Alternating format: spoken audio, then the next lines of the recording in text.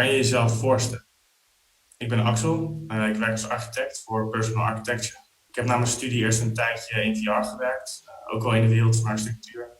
Maar mijn passie voor bedenken en ontwerpen van gebouwen heeft me eigenlijk teruggebracht naar de architectuur, om echt weer dus gebouwen te gaan ontwerpen. En nu zet ik me in om naast het maken en bedenken van gebouwen ook innovatieve technieken zoals VR, maar ook andere dingen zoals 3D-printen of de iMapper in te zetten om slimmer, efficiënter en beter te doen. Wat zijn jouw dagelijkse uitdagingen?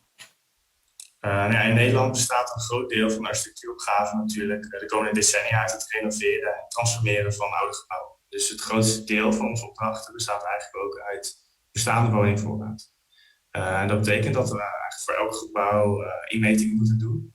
Nou is dat sowieso een vak apart, maar door de huidige krapte op de woningmarkt is het extra belangrijk dat die inmetingen ook heel precies gebeuren. Want eigenlijk elke centimeter letterlijk een verschil kan maken in een ontwerp. En stel je voor dat je een studio hebt van 20 vierkante meter, dan is 5 centimeter voor een badkamer heel erg belangrijk. In de bestaande woningvoorraad is vaak best wel scheef, muren zijn niet recht. Dus dat legt eigenlijk best wel veel druk op die inmeting. Dus dat is eigenlijk best wel een grote uitdaging in ons dagelijks werk. Waarom hebben jullie iMapper gekozen of geprobeerd? Bij ons op het bureau zijn we naast ons werk als architecten ook veel bezig met een constante zoektocht eigenlijk naar manieren om ons werk slimmer, efficiënter en beter te doen. Vaak gebruiken we daarvoor dan de nieuwste technologieën, zoals bijvoorbeeld dus ook virtual reality. En toen we een advertentie zagen van de iMapper, was onze interesse eigenlijk ook meteen gewekt. Want het leek een slimme en betaalbaar alternatief voor point cloud scanners. En we wilden het graag uitproberen of het ook was wat we zochten. Hoe deden jullie inmetingen voor de iMapper? We gingen meestal met 2, soms met 3 mensen naar een locatie toe.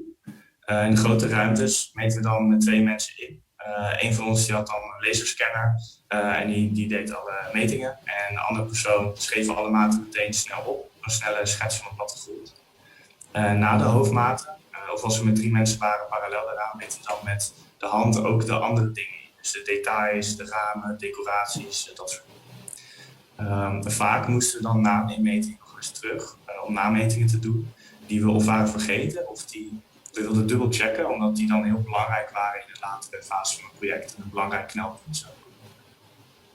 Wat is de situatie nu? We gaan momenteel nog steeds met 2 mensen naar een inmeting. Maar het verschil is dat één van ons nu de iMapper gebruikt en terwijl de iMapper bezig is foto's maakt, terwijl de ander met de hand de meer gedetailleerde dingen opneemt.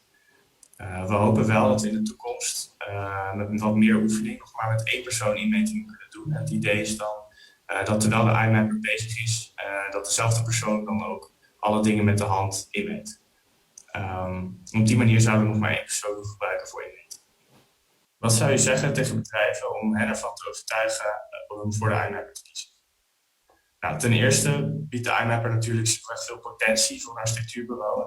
Dus als het binnen jullie workflow past, kan je aan de ene kant tijd besparen en aan de andere kant de precisie en de zekerheid die het biedt, problemen voorkomen en ontwerpen maken die haarfijn op een bestaande toestand zijn ingesteld.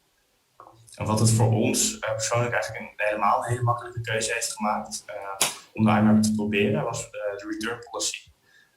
Dat is zo, je mag de iMapper eerst 30 dagen proberen om te kijken of het genoeg waarde toevoegt voor je bureau. En als dat niet zo is, dan kan je hem terugsturen en dan krijg je eigenlijk de volledige aankoopkosten terug. Dus met die 2 dingen gecombineerd konden wij eigenlijk geen reden bedenken om het niet te proberen.